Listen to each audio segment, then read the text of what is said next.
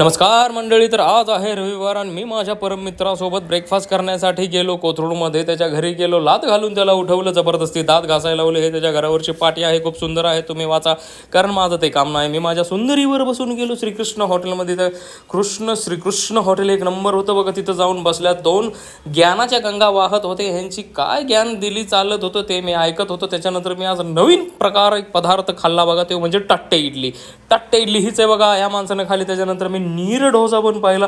तसंच मी गेलो पुढं आणि 1 तास पुतळा झाला माझा शरीराचा. त्याच्यावर कुत्रमुतून गेलो तर हे पुण्याचं ट्रॅफिक काय हालत नव्हतं, बापरे. त्याच्यानंतर अर्ध्या तासांनी पण सुद्धा मी तिथंच होतो, पाऊण तास त्याच ट्रॅफिकमध्ये होतं.